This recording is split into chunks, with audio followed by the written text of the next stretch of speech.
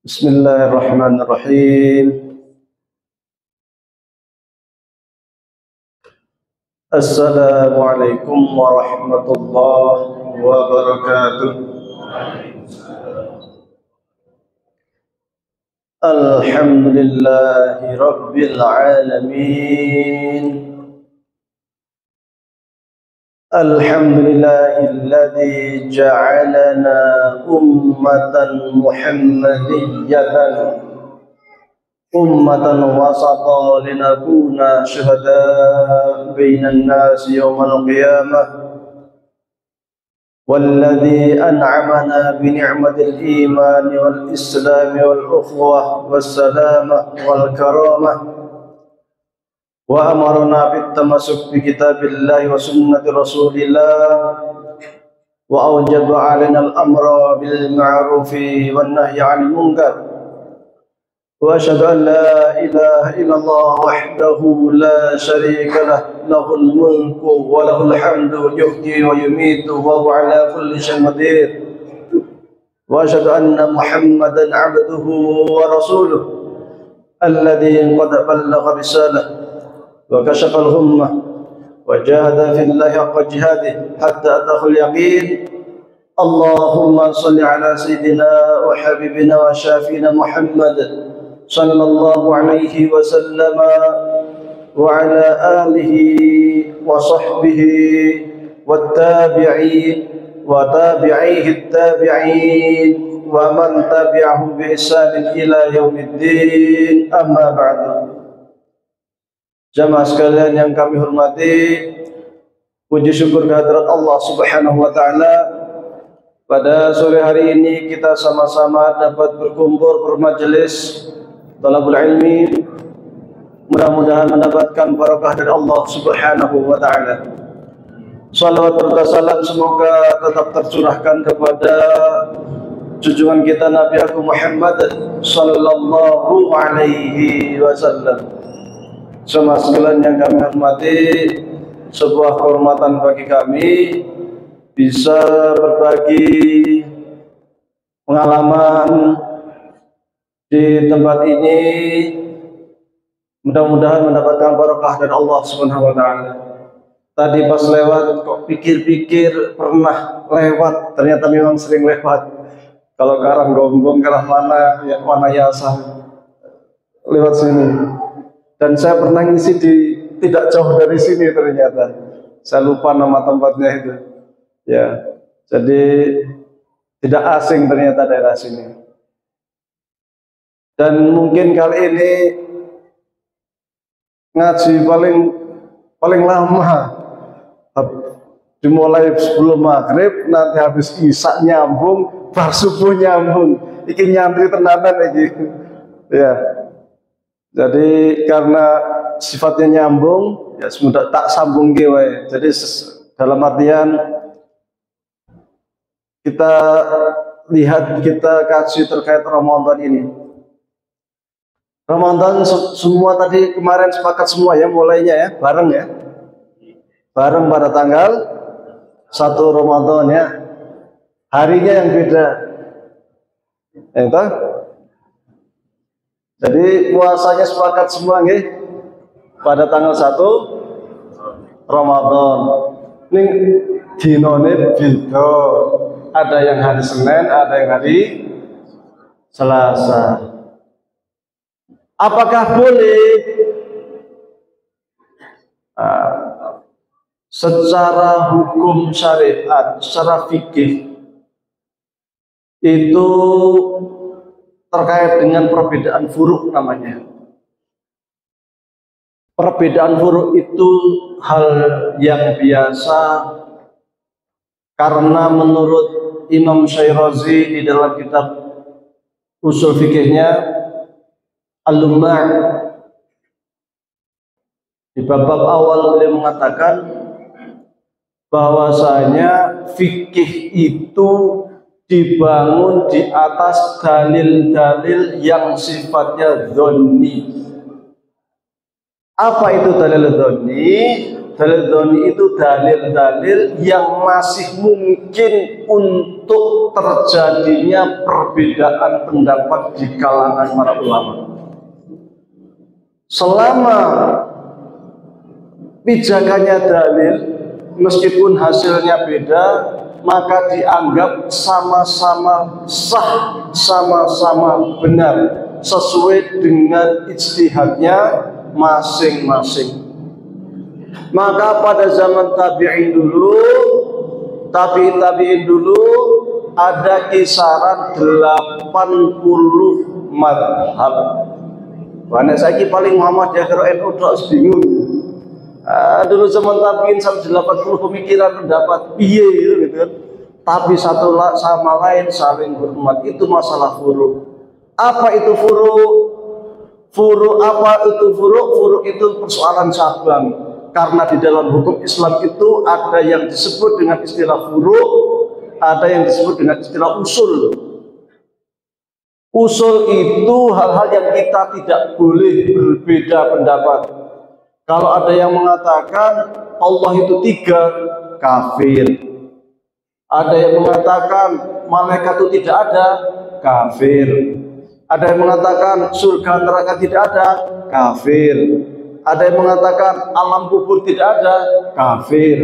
Ada yang mengatakan kitab suci Al-Quran itu palsu, kafir.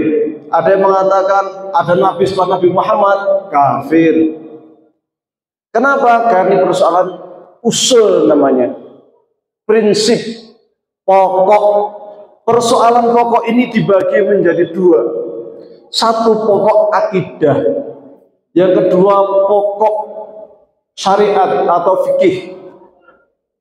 Pokok akidah itu terkait rukun iman, tidak boleh berbeda. Kalau sudah beda langsung kafir. Kecuali persoalan pokok akidah itu nanti ada cabangnya lagi. Cabang akidah itu boleh beda. Cabang akidah namanya terkait sifat-sifat Allah, ya kan? Terkait nama malaikat yang mencatat amal baik kita namanya siapa, itu kan, itu cabang akidah itu boleh beda. Tapi terkait usul akidahnya kalau bisa kafir. Maka kalau ada orang yang mengatakan, oh setelah Nabi Muhammad ada nabi, oh ada lagi yang mengaku nabi baru dan sebagainya, itu jelas itu kafir, tegas saja. Yang kedua pokok fikih, yaitu sholat, puasa, haji, zakat, ya kan? Ada yang ingkar sholat itu nggak wajib, kafir. Ada yang mengatakan puasa nggak wajib, kafir. Ada yang mengatakan haji nggak wajib, kafir. Kenapa? Karena ini persoalan pokok. Ini tidak boleh berbeda. Siapapun yang berbeda terkait dengan persoalan pokok agama, hukumnya kafir. Nah, yang kedua, cabang. Cabang inilah yang kemudian disebut dengan fikih. Terkait fikih itu dibangun di atas dalil yang dhoni atau dalil praduga. Dalil praduga itu dalil yang dianggap menurut saya sih benar, tapi bisa jadi orang lain juga punya pendapat lain. Nah, maka dalam kondisi seperti ini semuanya benar menurut ijtihadnya masing-masing. Yang pakai kunut subuh benar, yang nggak pakai kunut subuh benar, yang sholat tarawih 23 benar, yang 11 benar, yang 36 benar, yang 46 benar, yang 56 benar. Nah, orang-orang yang gini ya, yang sholat sampai 46 ke atasnya nggak tarawih? Nggak ada ya? Kalau ada nggak apa-apa. Zaman dulu sampai ada 46, 36 ya. Tapi di kita paling 23, 10 menit rampung. Nah, ada. Tapi kalau di Mekah sana 23, di Mesir sana 23, 2 jam. 2 jam, bukan 10 menit ya. Jadi bukan sholat model kilat khusus, tapi serius. Sholatnya serius, benar. Rukunnya, tumakninahnya itu benar. Termasuk yang persoalan cabang ini adalah menentukan awal bulan Ramadan itu. Dalil yang dipakai itu saja. Sumu liru'yatihi waftiru liru'yatihi fa in humma alaikum faqdurulah atau fakmilu iddata sya'bani 30 yauman. Sumu liru'yatihi, puasalah karena melihat hilal. Waftiru liru'yati, dan berbukalah, maksudnya Idul Fitri, karena melihat hilal Syawal. Fanhumanikum, kalau mendung fakturulah, maka perkirakan. Atau dalam riwayat lain fakmilu iddata sya'bani 30 yauman, sempurnakan hitungan bulan Sya'ban sebanyak 30 hari. Hadisnya podo kabeh. Tapi ada yang memahami, berarti kalau kita mau melaksanakan puasa Ramadan harus ru'yah dengan mata. Kalau tidak ru'yah berarti belum masuk bulan baru. Ada yang enggak, maksudnya itu enggak gitu. Maksudnya itu bagaimana kita bisa mengetahui awal Ramadan. Selama hilal sudah wujud, kan bisa saja Ramadan sudah masuk gitu. Caranya sumu liru'yatihi, melihat itu hanya salah satu caranya, hanya salah satu cara. Dan yang namanya cara, bahasa Arabnya namanya wasilah. Itu boleh berubah, belum diganti, asal tujuannya itu sampai. Saya mau ke Masjid Kauman, bisa lewat jalan sini. Ternyata ada jalan yang lebih enak, lebih dekat di sini, boleh lewat sini. Ternyata ada jalan lain sebelah sana, boleh. Prinsipnya kan saya sampai ke Masjid Kauman, maka jalan boleh beda-beda, yang penting tujuannya sama. Dan kiranya ada jalannya lebih baik, lebih bagus, lebih enak, maka kita gunakan jalannya lebih baik, lebih bagus, dan lebih enak. Maka sebagian ulama mengatakan kita gunakan hisab, karena itu menjadi penunjang yang lebih baik, lebih enak untuk menentukan awal bulan Ramadan. Apalagi di Indonesia sering hujan. Musim hujan gini kan susah ya. Pakailah hisab.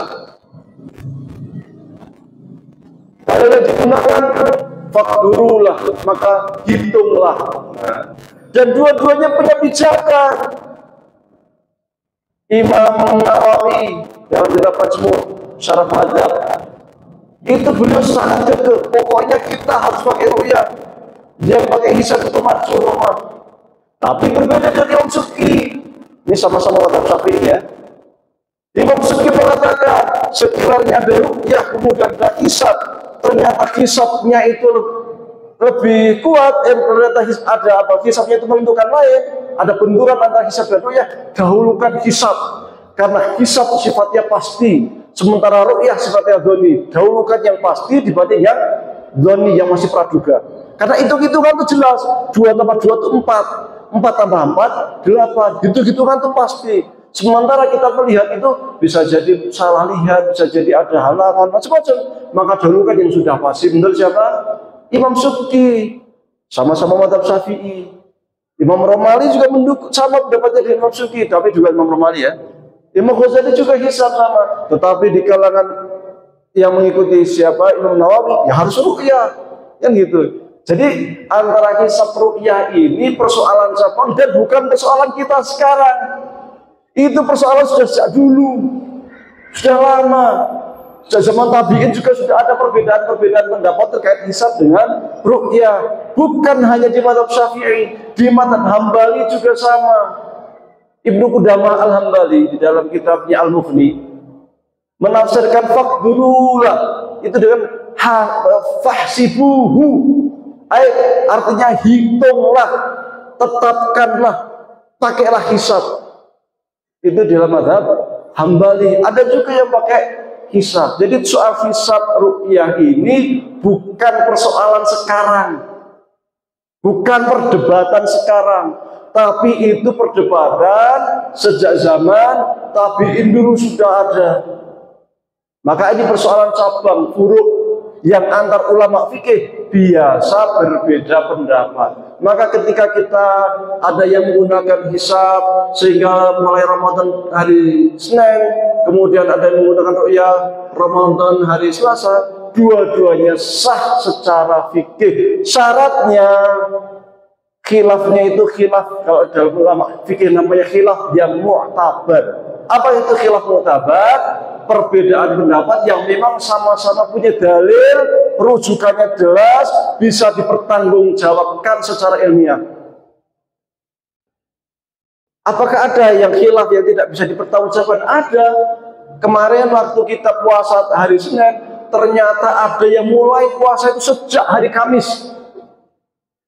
Itu tidak bisa dipertanggungjawabkan secara ilmiah. Mau pakai hukum apa itu susah itu.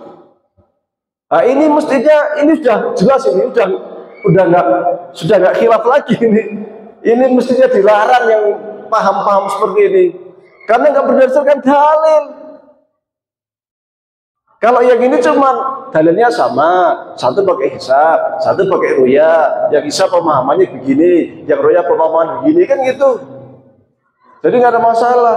Loh, mau sok Indonesia sak negara Idul Fitri, Idul Adha, Lebaran apa puasa 2 hari. Loh, itu pernah terjadi di zaman tabi'in.